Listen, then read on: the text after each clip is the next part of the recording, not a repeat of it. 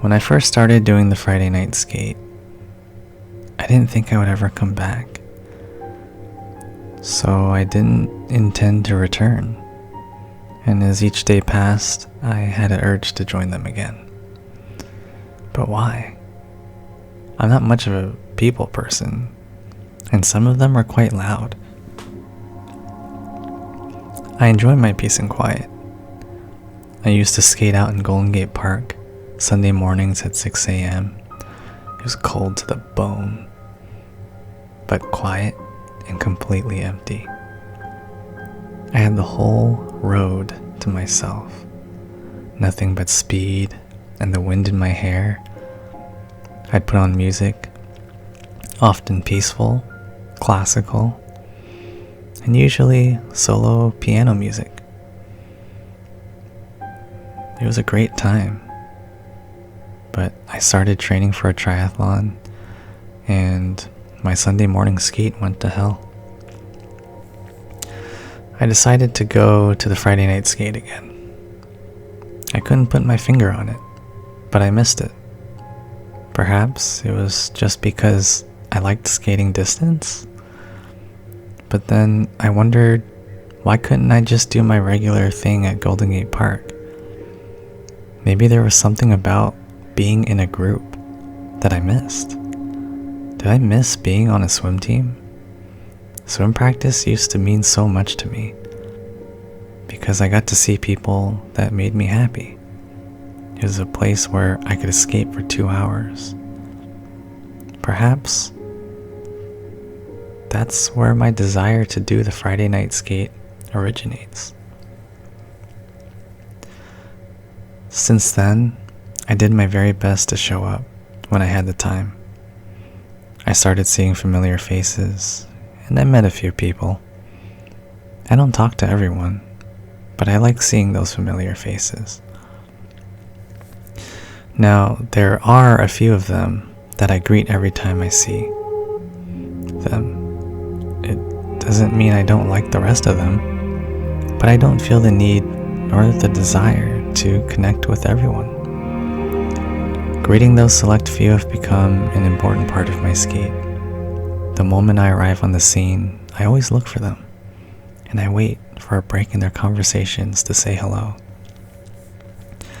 Whether it's a simple wave, a fist bump, a shoulder grab, or a hug, it's the first thing I want to do when I see them. What's kind of funny is that I don't really talk to them for the rest of the night.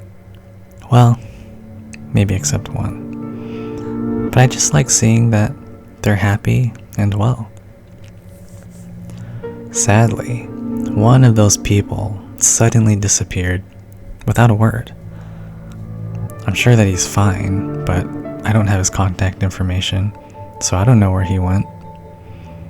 I still remember that night I was talking to him earlier in the evening about how I like to stay in the back to make sure that nobody gets left behind. The worst part is that I skated ahead of him, and I never saw him again. Why did he leave so suddenly?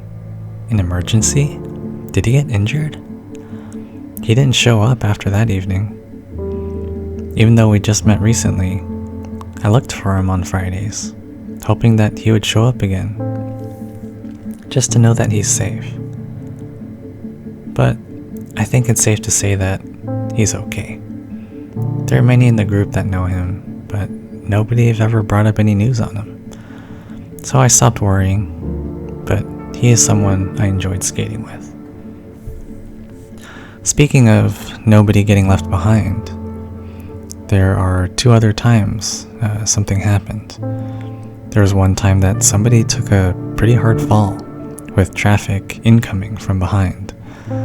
I heard the noise, so I turned around, but usually they pop right back up and they go on their merry way. I turned around and I saw others helping him up. Not good. It's times like these that you get to know who certain people are. There was a fair number of people that helped him up and assessed the damages. While most of the skaters were too far ahead to know what was actually going on, it was nice to see a support group. Sometimes just physically being there can help ease someone's pain, even if you're not really doing anything. I never forgot the names of those who stayed behind. They're good people.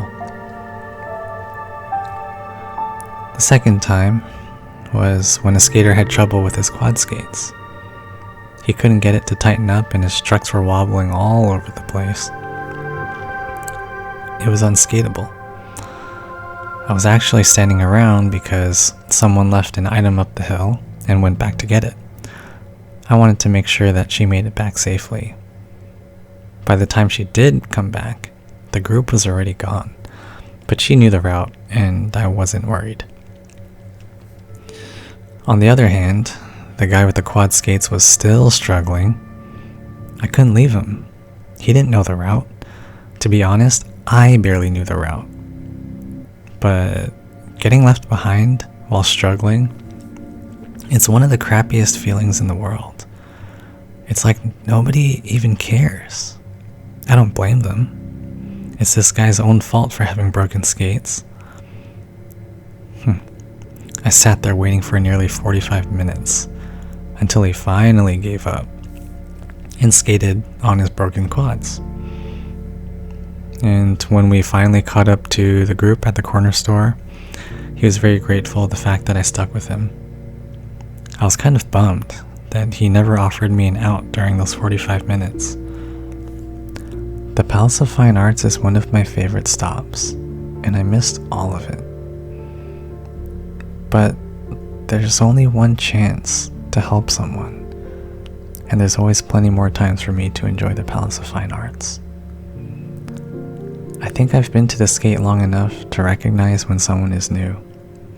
I push myself to speak to them when there's an opening and make them feel welcomed.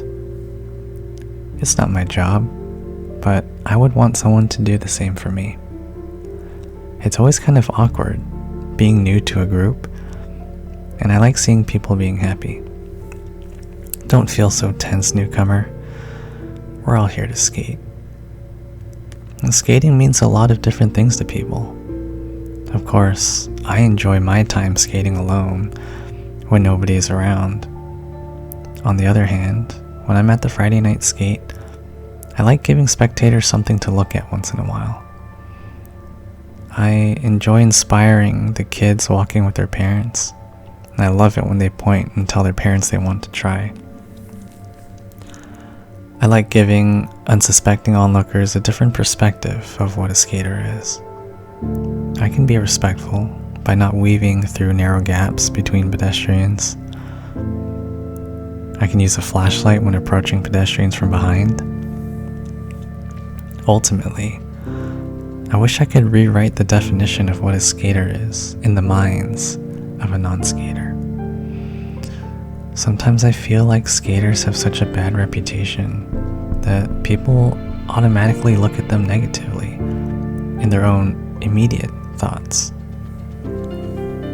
I'm sure they don't intend to do that, but typically, that's how I feel. When I skate, I want to be inspiring, so people will look at us in a positive way. Many of the skaters that are my age I've spoken to have just recently started to skate again. We all used to do it when we were kids. But did we really grow out of them? I think at one point I was ashamed to still like skating. But that was because I was thinking about what others thought about me. This was purely directed towards my own insecurities. Does it really matter what they think? I ask myself this all the time, and the answer is supposed to be no.